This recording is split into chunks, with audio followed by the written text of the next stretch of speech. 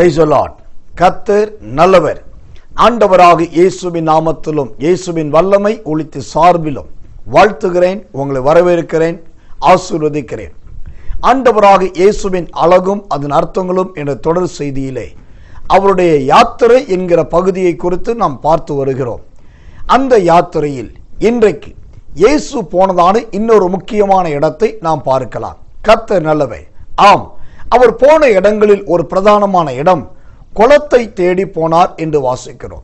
ஆம், குளத்தை தேடி எங்கு குளம் இருந்ததோ அந்த வழியாய் போனார், அந்த இடத்துக்கு போனார், அங்கே போனார் என்று வேதம் சொல்லுகிறது. அப்படியானால் இயேசு ஏன் குளத்துக்கு போக வேண்டும்?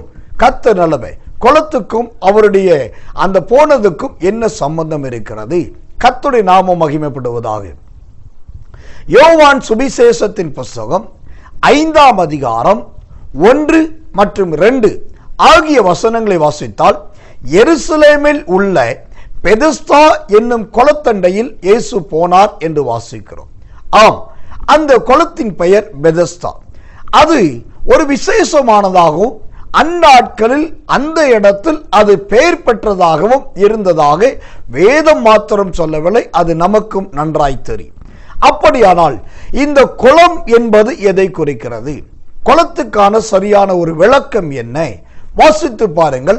சங்கீதங்களின் புஸ்தகம் 84ஆம் அதிகாரம் 6வது வசனத்தை வாசித்து பார்த்தால் வேதம் சொல்லுகிறது, மலையும் குளங்களை நிரப்பும் என்று தேவனுடைய வார்த்தை சொல்லுகிறது. ஆம், மலையும் குளங்களை நிரப்பும்.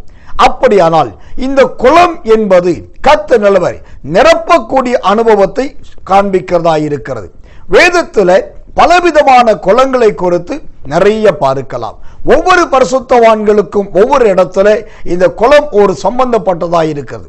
ஆனால் இங்கு சொல்லப்படுகிற இந்த குளம் நிரப்பப்படுவதற்கு ஒப்பானது. ஆனால் அதே சமயத்தில் அங்கே இருந்த அந்த 38 வருட வியாதியஸ்தனுக்கு சுகம் என்கிற ஒரு நிரப்புதல் இல்லாமலேயே அவன் காணப்பட்டான். எனக்கு அன்பான தேவ ஜனமே, இந்த நாளில் ஆண்டவர் சொல்லுகிறார், ஒரு அர்த்தமுள்ள பெயராய் உங்கள் பெயராய் இருக்கலாம், அர்த்தமுள்ள வாழ்க்கை வாழுகின்ற நீங்கள் நினைக்கலாம்.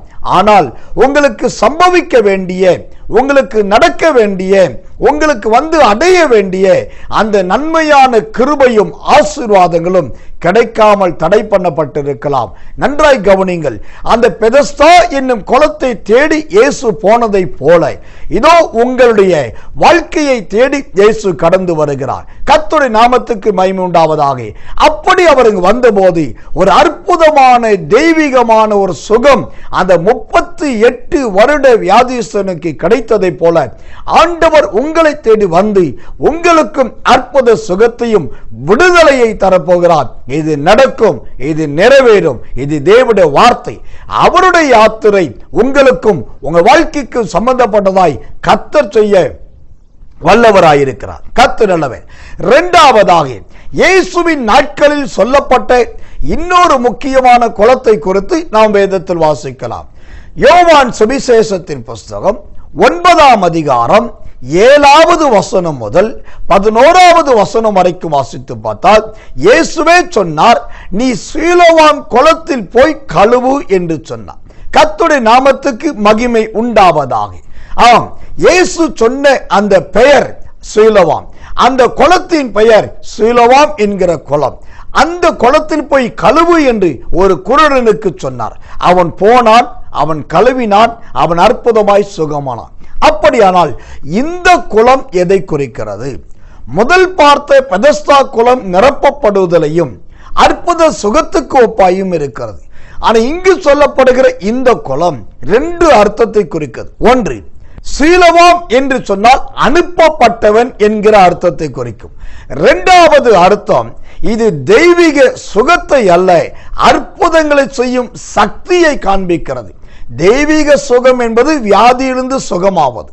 ஆனால் அற்புதங்களை செய்யும் சக்தி என்பது நம்மால் முடியாத, யாராலும் முடியாத, எங்கும் செய்ய முடியாததை ஆண்டவராய் பார்த்து செய்கிறதுக்கு பேர்தான் அற்புதங்களை செய்யும் சக்தி. ஆம், ஒரு வியாதியஸ்தனை சுகமாக்கி விடலாம். ஆனா பிறவியிலிருந்து கண் தெரியாதவனுக்கு 2 கண்ணுக்கும் தெளிவான பார்வை கொடுப்பது அது அற்புதங்களை செய்யும் சக்தி. அந்த வல்லமை அங்கு விளங்கினது. அந்த குருடன் 2 கண்களும் தெளிவடைந்து பார்வையடைந்து அற்புத சுகத்தோடு அந்த சீலோவாம் என்னும் குளத்தை விட்டு மேலே கரையேறி வந்தான். அந்த பட்டணத்திலிருந்து எல்லாருக்கும் அவன் சாட்சியுள்ளவனாய் மாறினான். இன்றைக்கு ஆண்டவர் சொல்லுகிற 2வது தெளிவான வார்த்தை, உங்களை ஆண்டவர் ஒரு சாட்சியாய் மாற்றும்படியாக உங்க ஜீவியத்தில் அற்புதங்களை செய்யும் சக்தி என்னும் மரத்தை அவர் விளங்க பண்ண வல்லவராயிருக்கிறார். அற்புதங்களை செய்யும் அந்த சக்தி என்னும் வரம் உங்களுக்கு தேவையான எல்லா இடத்திலும், சரீரமாயிருக்கட்டும், வாழ்க்கையாயிருக்கட்டும், அல்லது சூழ்நிலையாயிருக்கட்டும், அதிலும் அது விளங்கும். கர்த்தருடைய நாமம் மகிமைப்படுவதாக. இந்த குளத்தண்டைக்கு இயேசு போனார், இன்னொரு மனுஷனை போக சொன்னார். அவர் போனார், இன்னொருவனை போக சொன்னார். இந்த 2ம் நடந்தது. அதே போல ஒருவேளை உங்கள் வீட்டை தேடி இயேசு வருவார், அல்லது கர்த்தர் இந்த சீலோவாமுக்கு குருடனை போக சொன்னதை போல உங்களை வழி அனுப்புவார். இது 2ல் ஏதாவது ஒன்று நடக்கும். அது நிமித்தம் நீங்கள் அற்புத சுகத்தை பெறுவீர்கள், அல்லது அற்புதங்களை செய்யும் சக்தியினால் ஆசீர்வதிக்கப்படுவீர்கள். இது நடக்க போகிறது, நிறைவேற போகிறது. இந்த 2 பேருக்கும் நடந்த அதே மகிமை உங்க வாழ்க்கையிலும் நடக்கும், நிறைவேறும். கர்த்தர் நல்லவர். ஒரு முக்கியமான வசனத்தை நாம் வாசித்து ஜெபிக்கலாம்.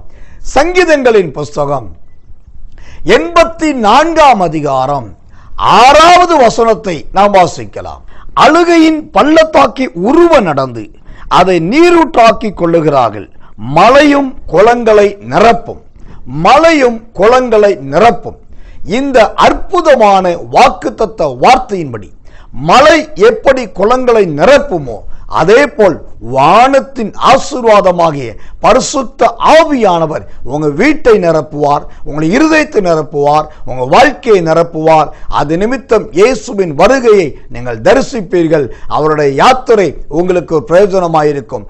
இந்த கிருபை உங்களை நிரப்புவதாக நாம் ஜெபிப்போம். எங்கள் அன்புள்ள நல்ல பரமபிதாவே, குமாரனாகிய இயேசுவின் நாமத்தில் இதோ நாங்கள் இணைந்து ஜெபிக்கிறோம். நீர் குளத்தண்டைக்கு போனீர் என்று நாங்கள் பார்க்கிறோம். அதே சமயத்தில் இன்னொரு மனுஷனை குளத்தண்டைக்கு அனுப்பினீர் என்று பார்க்கிறோம். நீர் குளத்துக்கு போகிறவரும் மற்றவர்களை அனுப்புகிறவருமாய் இருக்கிறபடினால் இந்த ஆண்டவருடைய செய்தியை கேட்டு உங்களுடைய பிள்ளைகள் வாழ்க்கையில தெய்வீக சுகம் இறங்கி வரட்டும், அற்புதங்களை செய்யும் சக்தி விளங்கட்டும். யாரும் எதிர்பார்க்காத பெரிய மாற்றங்கள் வாழ்க்கையில் உண்டாகட்டும். தேவ கிருபை விளங்கட்டும். மலையும் குளங்களை நிரப்புவதை போல ஒரு வீட்டை, வாழ்க்கை எல்லாவற்றையும் நிரப்புங்க. குறைவெல்லாம் நிறைவாகட்டும். இயேசுவின் நாமத்தில் ஜெபிக்கிறோம் நல்ல பிதாவே. ஆமேன், ஆமேன், ஆமேன்.